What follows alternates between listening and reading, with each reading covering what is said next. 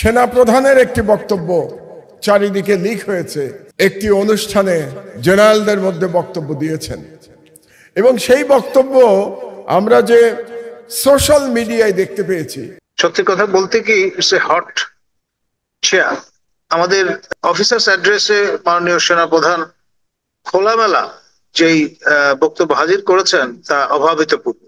এমনকি জেনারেল এরশাদও ক্ষমতা গ্রহণের আগে এ ধরনের কোন বক্তব্য লিখিত বা ইন্টারভিউর মাধ্যমে প্রদান করেননি।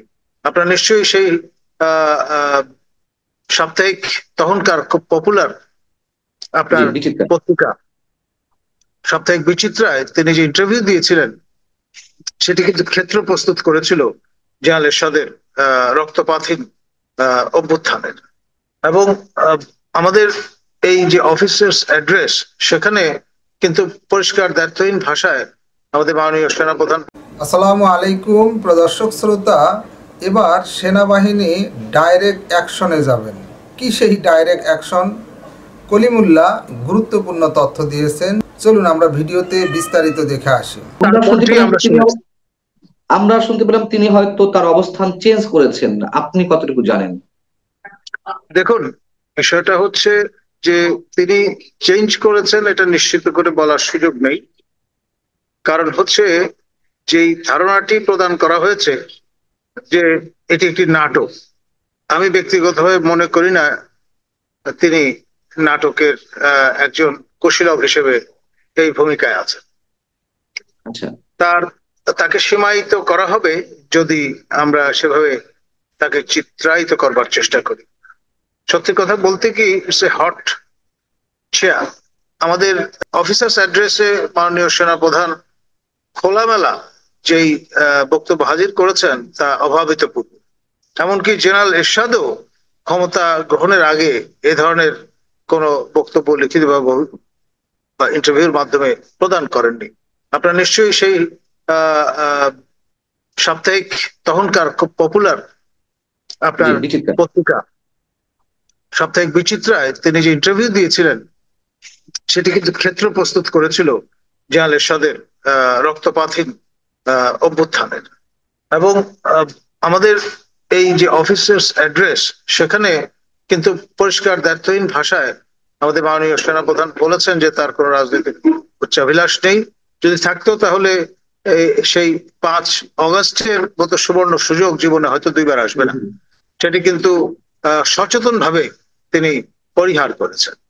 এবং তার যে উষ্মা যেটি তিনি প্রকাশ করেছেন সেটি হচ্ছে আর্মড ফোর্সেস কে ডার্কে রেখে বা অন্ধকারে রেখে আপনার এই যে রিফর্ম এফোর্ট গুলো একটার পর একটা প্রত্যক্ষ করা যাচ্ছে, তাতে আমাদের সশস্ত্র বাহিনীর সদস্যগণকে কনসাল্ট করার কোনো সুযোগ রাখা হয়নি। এবং সেটি আপনার তাদের মনে রেখাপাত করেছে। আর মবক্রেসি বা মব কালচার এর সঙ্গে সশস্ত্র বাহিনী কোনোভাবেই রিকনসিলেবল না। কারণ হচ্ছে ডিসিপ্লিন ফোর্স আর চরম বিশৃঙ্খলা একসঙ্গে অবস্থান করতে পারে না। এখন যেখানে সশস্ত্র বাহিনীর সদস্যদের এখন থেকেই অনেক বেশি অ্যাকশনে যাবে এই ধরনের মবক্রেসির বিরুদ্ধে, নাকি এর আগেও তো সেনাপ্রধান বলেছিলেন গত 25 ফেব্রুয়ারি পিলখানা ট্রাজেডি দিবসে একটি অনুষ্ঠানে যে অনেক হয়েছে আর নয়, উনি সতর্কতা জারি করেছিলেন, সতর্ক দিক করে দিয়েছিলেন সবাইকে। আবারও যে কথা তিনি বললেন, অনেকে কিন্তু ভাবছে যে শেষমেশ হয়তো উনি তেমন কোনো অ্যাকশনে যাবেন না, এমনটি কি? দেখুন, এটি ভাবার কোনো কারণ নেই। জীবনের দুটি সময় বা মুহূর্ত এক নয়। এবং যেই কায়দায় আপনার ফিল্ড বিল্ডিং এর কাজটি করতে হয় সেটি কিন্তু জারি আছে। তিনি প্রথমে সতর্ক করেছেন এবং এই পর্যায়ে এসে তিনি কিন্তু স্টার্ন ওয়ার্নিং প্রদান করেছেন। এটা মৃদু সতর্ক বাণী উচ্চারণ করার মতো বিষয় নয়। আর আরেকটি বিষয় সেটি হচ্ছে একেবারে অন্তিম পর্যায়ে যখন চলে আসে তখন সেটা হয় লাস্ট কল। সেটা আমরা যেন ভুলে না যাই মাননীয় প্রধান উপদেষ্টা মহোদয়কে। He is in the helm of affairs. আর এখানে শক অ্যাবজর্ভার হিসেবে আপনি কতটুকু গ্রহণ করতে পারেন সেটাও তো একটা লিমিট আছে। তিনি তো রক্ত মাংসে গড়া একজন মানুষ এবং বর্ষিয়ান একজন মানুষ। কতটুকু স্ট্রেন নিতে পারবেন সেটারও তো একটা সীমা আছে। এখন ধরুন ঈদের আগে তিনি যদি চলে যান তাহলে ব্যাপারটা দাঁড়াবে এরকম, আর ঈদের পরে যদি যান তাহলে ব্যাপারটা দাঁড়াবে আরেক রকম। না, আমার প্রশ্নটা হচ্ছে যে আহ, অনেকের অভিযোগ এনসিপি কে প্রশ্রয় দিয়েছেন তিনি, আইন শৃঙ্খলা পরিস্থিতি উন্নয়নের জন্য তার টিম ভালো কাজ করেনি এবং এগুলো তো তিনি সবকিছুই জানেন, এবং আইন শৃঙ্খলা পরিস্থিতির অজুহাতে নির্বাচন পিছিয়ে দেওয়া হতে পারে এমন একটি আশঙ্কা অনেক আগে থেকেই অনেকের মনে রয়েছে, এবং সেই জায়গা থেকে সম্ভবত সেটি তার আশীর্বাদ পুষ্ট যারা তারাই এটি করার চেষ্টা করছেন, এরকম অভিযোগ অনেকের। এবং বাস্তবতার সঙ্গে কি এই অভিযোগ বা আশঙ্কাগুলোর কোনো পার্থক্য আছে আপনি দেখতে পান? দেখুন, বাতাসে এখন যে গুজবটি ভেসে বেড়াচ্ছে সেটি হচ্ছে সারা দেশ থেকে যাদের হাতে আপনার ইলিগাল স্মল আর্মস আছে তারা রাজধানী অভিমুখে আগুয়া। এখন এই যে সম্ভাব্য কনগ্রেগেশন সেটি হয়তো নতুন মাত্রা যোগ করতে পারে। আর যে গৃহযুদ্ধ প্রজেকশনের যে ব্যাপারটি আছে সেটি খুব সুচিন্তিত ভাবেই কিন্তু প্রক্ষেপণ করা হয়েছে। আমি মনে করি না এটি কথা চলে কিংবা হঠাৎ চিন্তার বশবর্তী হয়ে আমাদের মাননীয় উপদেষ্টা, যাকে মাস্টার মাইন্ড বলা হয়, তিনি এই বিষয়টি তার ফেসবুকে হাজির করেছিলেন। এখন ধরুন এক হাতে তার তালি বাজে না। যাদের হাতে ইলিগাল স্মল আর্মস আছে আর যাদের হাতে বৈধ সর্বাধুনিক সমর উপকরণ আছে, দুই পক্ষ যদি একে অপরের দিকে বন্দুক তাক করে বসেন তাহলে হয়তো একটি অসম যুদ্ধ হবে, কিন্তু হিট অ্যান্ড রান ট্যাকটিক ব্যবহার করলে প্রলংড একটা আপনার আনরেস্টের মধ্যে আমরা সেই চোরা গলিতে ঢুকে পড়তে পারি, এবং তা কিন্তু জাতীয় গণ্ডিতে সীমাবদ্ধ থাকবে না, উপচে পড়তে পারে আমাদের সীমান্ত অতিক্রম করে, এবং তার ফলে একটা রিজিওনাল প্রোটেক্টেড আপনার ক্যাওটিক পরিস্থিতি তৈরি হতে পারে এই রিজিয়নে। আর অস্ত্র ব্যবসায়ীরা তো মচে তা দিয়ে বসেই আছেন, আন্তর্জাতিক অস্ত্র ব্যবসায়ীরা। আফগানিস্তানের পরে এই অঞ্চলে যদি আরেকটি ক্ষেত্র খুঁজে পাওয়া যায় সেটি হবে তাদের জন্য কামধেনুর মতো। তাহলে আপনি বর্তমান বাস্তবতা এবং এর আগের যে 9 মাস 9.5 মাস সবকিছু মিলিয়ে আপনি কি সে আশঙ্কার বাইরে যেতে পারছেন না যে একটা অসম যুদ্ধ বা গৃহযুদ্ধ অবশ্যম্ভাবী এরকমটাই? আপনার আমাদের মাননীয় সেনা প্রধান বিষয়গুলো আশঙ্কা করেই তার শক্ত অবস্থান জানান দিয়েছেন, কিন্তু একই সঙ্গে সীমারেখা তিনি বেঁধে দিয়েছেন, তিনি কোনো অবস্থায় ক্ষমতা গ্রহণ করবেন না বা তার বাহিনী ক্ষমতার অংশীদার হবে না ওই অর্থে। তো ফলে আপনার সবাই তো এই লিমিটসটা জানে, এবং সেটার সুযোগ নিয়ে আপনার যদি পরিস্থিতি একেবারেই অস্থিতিশীল করে তোলেন তাহলে হয়তো দেখা যাবে সম্ভাব্য ক্ষেত্রে আমাদের প্রতিবেশীরা হয়তো হস্তক্ষেপ করে বসলো। দুই পক্ষই, আমাদের নিকটতম প্রতিবেশী ভারত এবং মিয়ানমার কেন্দ্রীয় সরকার।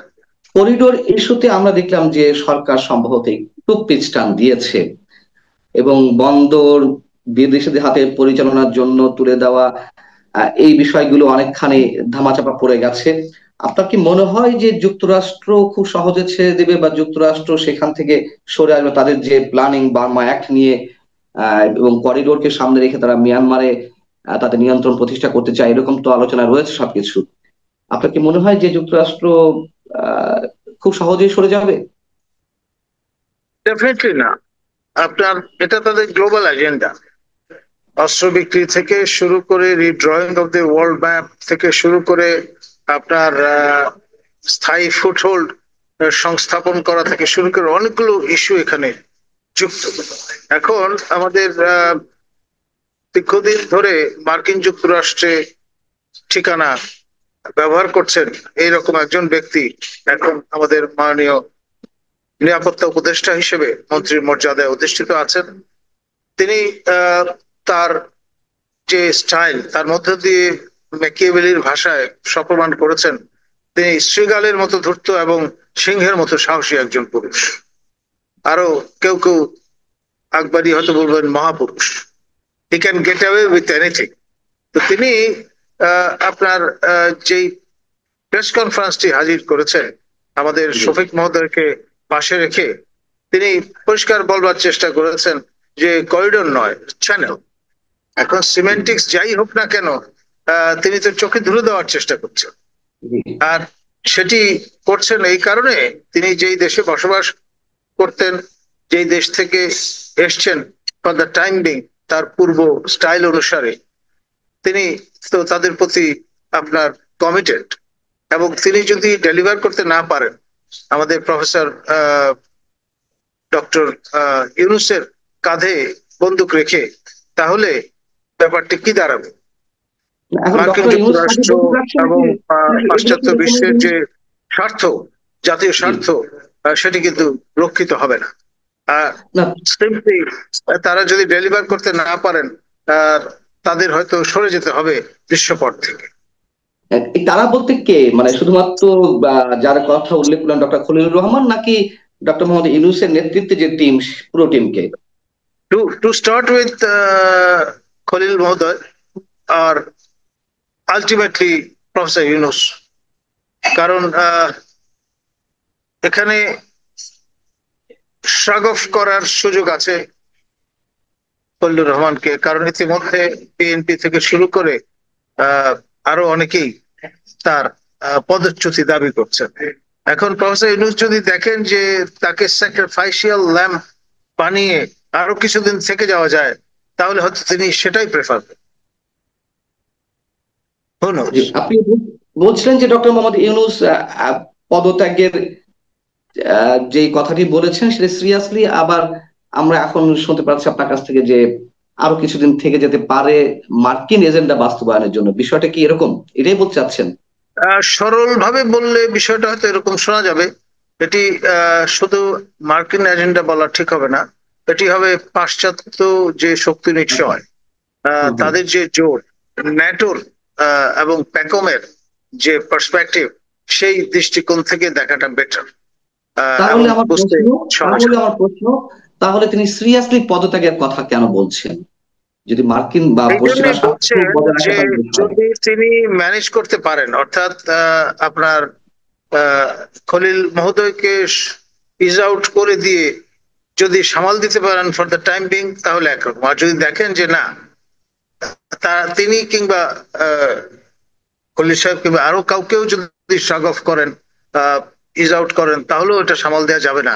সেরকম পরিস্থিতি দাঁড়ালে তাকে আপনার সরে যেতেই হবে। মানে মার্কিন স্বার্থ হাসিল না করতে পারলে। আপনার কি মনে হয় যে এখন কোন শক্তিগুলো বেশি খেলছে? ভারতের ইনভলভমেন্ট খেলাতে কতখানি, আর যুক্তরাষ্ট্র কতটা এগিয়ে? দেখুন, মার্কিনরাই যে ডক্ট্রিনের জন্ম দিয়েছে সেটি একটা দিশা হিসেবে কাজ করছে। Munro doctrine, this is my backyard, America is for the Americans, যেই তত্ত্বটি তারা হাজির করেছিলেন এবং যে কারণে ইউরোপীয়দের ব্যাটল করতে দেননি নর্থ এবং সাউথ আমেরিকাতে, সেই একই রকমের যুক্তি এক অবস্থানে দাঁড় করিয়ে দিয়েছে ভারত এবং চীনের মতো আমাদের দুই প্রতিবেশী রাষ্ট্রকে। এটা তাদের উঠোন। এখানে 7 সমুদ্র 13 নদী পার হয়ে সেই ইউরোপ আমেরিকা থেকে এখানে এসে ছড়ি ঘোরাবেন লোকজন, অথবা হনুমানের ভূমিকা পালন করবেন পিঠাভাগের জন্য, সেটা তারা তাকিয়ে তাকিয়ে দেখবেন, এটা তো হতে পারে না। আর রাশিয়ানদের নিজস্ব, আমি বললাম যে ওয়ার্ল্ড ভিউ আছে, মিত্রক্ষীণ আর্কাইভ যা দিশা দেয়, সেই দৃষ্টিকোণ থেকে দেখলে আপনার এখানে তাদের ইন্টারেস্ট, সেটাও কিন্তু প্রোটেক্ট করার একটা বিষয় আছে। সব মিলিয়ে আপনার কাছে জানতে চাই যে তাহলে স্বাভাবিক অবস্থায় বাংলাদেশ খুব সহসায় যাচ্ছে না, অথবা নির্বাচন অনিশ্চিত? দেখুন, এটা সিমুলেশন গেমের মতো। আপনার নির্বাচন দ্রুততম সময়ের মধ্যে আপনার নিশ্চিত করবার জন্য আমাদের দেশপ্রেমিক সশস্ত্র বাহিনী সর্বাত্মক চেষ্টা করছে, কিন্তু মনে রাখতে হবে এই যে বড় মাঠের খেলোয়াড়, তিনি কিন্তু জাতীয় গণ্ডির মধ্যে সীমাবদ্ধ, তার স্পেয়ার অফ ইনফ্লুয়েন্স নেই। এবং এইরকম বড় মাপের একজন ব্যক্তি যখন হেলম অফ অ্যাফেয়ার্সে থাকেন, তাকে আন্ডার এস্টিমেট করবার সুযোগ নেই। আপনার তিনি খেয়াল করে দেখেন, শেখ হাসিনার মতো ব্যক্তি যিনি টানা 16 বছর প্রায় হেলম অফ অ্যাফেয়ার্সে ছিলেন, তাকে পর্যন্ত কুপকাত করে ছেড়েছেন। এবং নিশ্চয়ই সেই অ্যাডভার্টাইজমেন্ট গুলোর কথা আমরা ভুলে যাইনি। শখানেকের বেশি নোবেল লরেট তার পক্ষে অবস্থান নিয়েছেন এবং সচেতন ভাবে স্বাক্ষর করে সেই সমর্থন ব্যক্ত করেছেন। তো এটা তো চারটিখানি কথা না। যিনি এই বিষয়গুলো মোবিলাইজ করার সক্ষমতা রাখেন, তাকে একেবারে শেষ সময় পর্যন্ত তিনি কিন্তু আপনার আঁকড়ে থাকবার চেষ্টা করবেন। বেড়ালের 9টা জানের কথা আমরা জানি, ক্যাট হ্যাজ 9 লাইভস, তার হয়তো 19টা আছে, কে জানে। তাহলে আমার সেই প্রথম প্রশ্ন আবার করতে হয়, আমি এটা দিয়ে শেষ করতে চাই, তাহলে তিনি পদত্যাগের কথা বললেন কেন? তিনি রক্ত মাংসের মানুষ, তার অভিমান হতে পারে না? রাগ বিরাগের বশবর্তী তিনি হতে পারেন না? আর একটা বিশেষ বয়সে তিনি চলে গেছেন। তিনি, আপনি হয়তো বলবেন তিনি শপথ ভঙ্গের কাজ করছেন, কিন্তু at the end of the day তিনি কিন্তু রক্ত মাংসের মানুষ, সেটা আমরা যেন ভুলে না যাই। টু আর ইজ হিউম্যান, মানুষ মাত্রই ভুল করে, সেরকম হয়তো একটা ভুল করে ফেলেছেন। প্রফেসর কলিমুল্লাহ, পশ্চিমাদের পরবর্তী খেলাটা, সেনা প্রধানের একটি বক্তব্য চারিদিকে লিক হয়েছে, একটি অনুষ্ঠানে জেনারেলদের মধ্যে বক্তব্য দিয়েছেন, এবং সেই বক্তব্য আমরা যে সোশ্যাল মিডিয়ায় দেখতে পেয়েছি, সেখানে পরিষ্কার দেখা গেছে যে তার যে বক্তব্যের সারসংক্ষেপ, সেটা ছড়িয়ে দেয়া হয়েছে ইচ্ছাকৃতভাবে সোশ্যাল মিডিয়া। কারণ তিনি যখন বক্তব্য দিয়েছিলেন সেখানে কোনো মিডিয়া উপস্থিত ছিল না, সেখানে সেনাবাহিনীর বাইরে কেউ ছিল না। তাহলে এটা উদ্দেশ্য প্রণোদিতভাবে তার বক্তব্য ছড়িয়ে দেয়া হয়েছে, এবং এটা ছড়িয়ে যদি দেয়া হয়ে থাকে তাহলে ক্যান্টনমেন্ট থেকেই ছড়িয়ে দেওয়া হয়েছে। আমার কাছে এখানে একটি লিস্ট আছে, এটি আইএসপিআর এই লিস্ট দিয়েছে। এই লিস্টটা কি জানেন? এই লিস্টটা হচ্ছে 5ই আগস্টের বিপ্লবের পরে কিছু ব্যক্তি আওয়ামী লীগের এবং পুলিশ এবং এমপিরা তারা আশ্রয় নিয়েছিল ক্যান্টনমেন্টে, এবং এই লিস্ট আইএসপিআর প্রকাশ করেছে।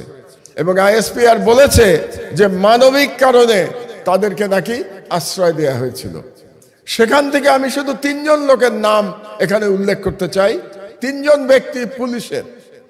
একজন হচ্ছে মনিরুল ইসলাম, তিনি এসবি চিফ ছিলেন। আর একজন হচ্ছেন খন্দকার লুৎফুল কবির, তিনি অতিরিক্ত আইজিপি ছিলেন। আর একজন হচ্ছেন হারুনুর রশিদ, ডিজি র্যাব ছিলেন। আর একজন হচ্ছেন প্রলয় কুমার জোয়ারদার।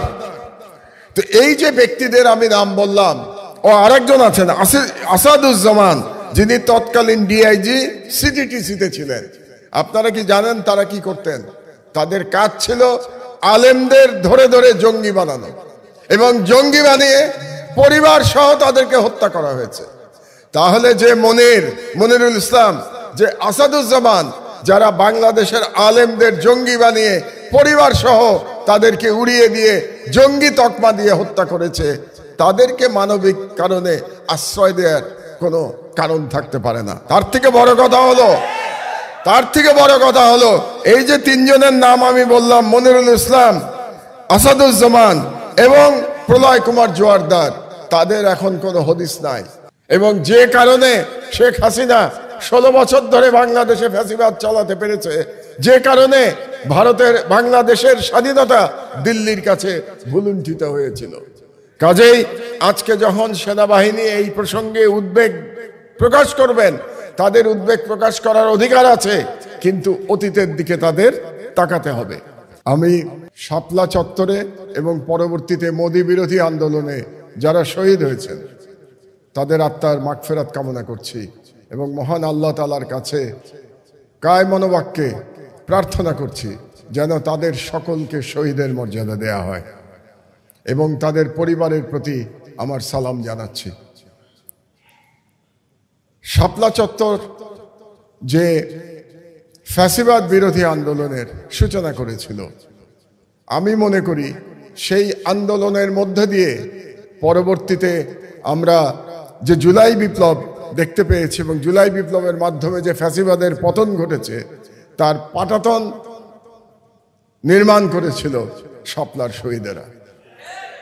কারণ সেই দিন যদি শাপলার শহীদেরা তাদের জীবনের বিনিময়ে বাংলাদেশের ইসলাম এবং বাংলাদেশের রাষ্ট্র এবং বাঙালি মুসলমানকে হেফাজত না করতেন, তাহলে হয়তোবা আমরা 24-এর মহান বিপ্লবে আমরা জালিম ফ্যাসিস্ট শেখ হাসিনাকে পরাভূত করতে সক্ষম হতাম না। আমাদের স্মরণে রাখতে হবে যে এই যে আলেমদের বিরুদ্ধে যে জুলুম চলেছে দীর্ঘ 16 বছর ধরে, এর প্রধান কারণ হচ্ছে ভারতীয় আধিপত্যবাদ এবং ভারতীয় হিন্দুত্ববাদ বাংলাদেশে চাপিয়ে দেওয়ার জন্যেই আলেম সমাজকে নিশ্চিহ্ন করবার চেষ্টা করা হয়েছে। আলেমদের উপরে এরকম জুলুম করা হয়েছে 16 বছর ধরে এবং এই আলেমরা জেগে উঠেছিলেন বলেই আমরা আজকে আবার দ্বিতীয়বার স্বাধীনতা লাভ করেছি, আবার আমরা স্বাধীনভাবে বাংলাদেশে আমরা বসবাস করতে পারছি। সেক্ষেত্রে স্মরণে রাখতে হবে, আমরা সম্প্রতি দেখতে পাচ্ছি যে আবার নতুন করে ভারতীয় ষড়যন্ত্র বাংলাদেশে শুরু হয়েছে। এ সম্পর্কে আমাদেরকে সতর্ক থাকতে হবে। দুর্ভাগ্যজনকভাবে এখন যে ষড়যন্ত্র শুরু হয়েছে সেখানে সেনাবাহিনীকেও জড়িত করা হয়েছে। আমরা গত কয়েকদিন ধরে কিছু ঘটনা দেখতে পেয়েছি যেটা খুবই গুরুত্বপূর্ণ এবং আমাদের সতর্ক হওয়া দরকার। দর্শক শ্রোতা, এই বিষয়ে আপনার মতামত থাকলে লিখতে পারেন কমেন্ট বক্সে। কমেন্ট বক্সটি আপনার। কলিমুল্লাহ কি ঠিক কথা বলেছেন? এ বিষয়ে আপনার মন্তব্য আশা করতেছি। আজকে এই পর্যন্তই। আল্লাহ হাফেজ।